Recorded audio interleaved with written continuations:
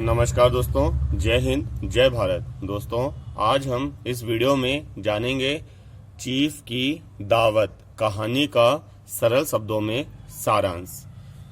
तो हम देखते हैं इस कहानी का केंद्रीय भाव। प्रसिद्ध उपन्यासकार भीष्म साहनी द्वारा रचित चीफ की दावत एक ऐसी कहानी है जिसमें एक माँ ने अपने बेटे के लिए जीवन भर संघर्ष और बलिदान दिया। उसका भविष्य संवारने के लिए अपना सर्वस्व समर्पित कर दिया, किंतु स्वार्थी संतान ने उसके इस बलिदान का उपहास करते हुए उसे केवल पदोन्नति प्राप्त करने का एक साधन मात्र मान लिया। यानी दोस्तों, जो कहानी है इसकी मुख्य पात्र है माँ और उसका बेटा। तो जो माँ है उसने अपना जीवन किसके लिए अर्पित कर दिया? पूरा का पूरा अपने बच्चे के लिए अर्पित कर दिया। लेकिन बच्चा जब कामयाब हो गया तो देखता है कि माँ तो मेरी अनपढ़ है, गंवार है, ठीक है ना।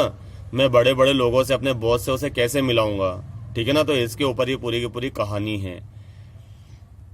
कहानी का प्रारंभ श्यामनाथ नाम के एक ऐसे व्यक्ति के परिचय से होता है जिसकी माँ ने पिता के देहांत के बाद उसके अपने सारे गहने बेचकर, जो माँ के गहने थे उन्हें बेचकर अपने बेटे को उच्च शिक्षा प्राप्त करने के लिए बाहर भेजा।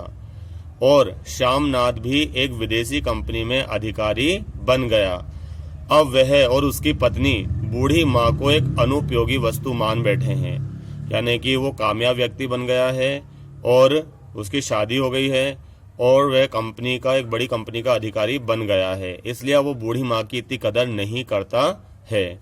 श्यामनाथ ने पदोन्नति के लालच में अपने घर एक शानदार भोज आयोजित किया है, जिसमें साफ सफाई, सजावट, भोजन व्यवस्था, मदिरा आदि की समुचित व्यवस्था की गई है।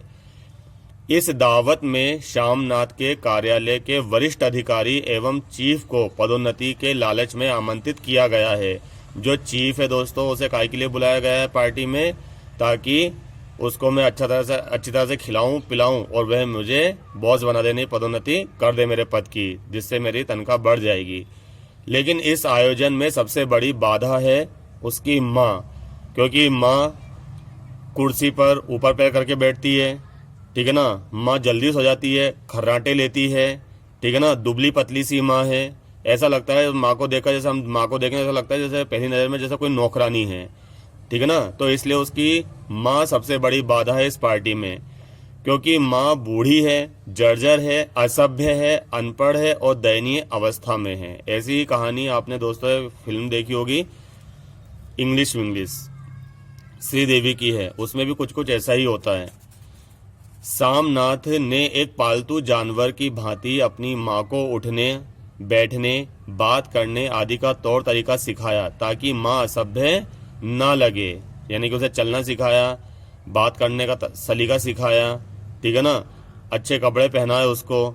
उससे बोला कि माँ, ये कुर्सी पर ऊपर पैर रख के मत बैठा करो, ये खाट नहीं है, ठीक है ना। फिर निश्चित समय पर दावत शुरू हुई। सब कुछ ठीक चल रहा था कि अचानक माँ कुर्सी पर बैठे बैठे सो गई, क्योंकि माँ की इतनी कैपेसिटी नहीं कि वो दावत को देख सके। खर्राटे आने लगे, ठीक है ना। तभी श्यामनाथ ने माँ को जगाया। तभी चीफ की नज़र किस पर पड़ गई? उसकी बूढ़ी माँ पर पड़ गई, जिसके चेहरे पर दया व करुणा के भाव थे। चीफ ने उनसे नमस्ते किया, ठीक है ना। लोकगीत सुने और पंजाबी दस्तकारी के विषय में जानकारी प्राप्त की। यानी कि जो पंजाबी दस्तकारी होती है, फुलकारी, उसके बारे में जानकारी प्राप्त की। यानी पहले तो वो मिलाने से डर रहा था, ठीक है ना। जो श्यामनाथ था वो बॉस से मिलाने से घबरा रहा था कि पता नहीं है कैसे बात करेगी, ठीक है ना। मैं तो लजा जाऊंगा अगर ये उससे मिल लेगी, मेरे बॉस से मिल लेगी तो मेरी पदोन्नति छिन जाएगी।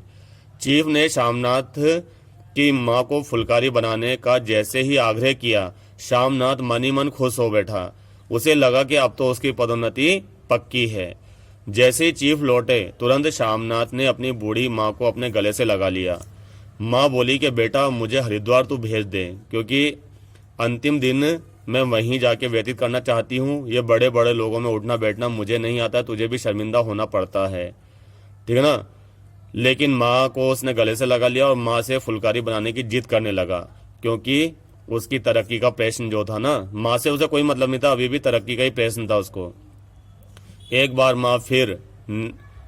बार फिर माँ ने अपना ममत्व लुटाते हुए अपने बेटे के भविष्य की खातिर फुलकारी बनाने पर सहमति प्रकट कर दी। माँ माँ ही होती है, क्योंकि उसके अंदर स्त्रीत्व ममत्व की भावना भरी होती है और वात्सल्य की नदी भरी होती है। बेटे बहू चाहे कुछ भी कर लें उसके साथ, लेकिन वो झुकती पेट की तरफ, यानी कि अपने बेटे अपने बच्चों की तरफ ही झुकती है। तो ये था इसका केंद्रीय भाव, यही था इसका सारांश। धन्यवाद दोस्तों।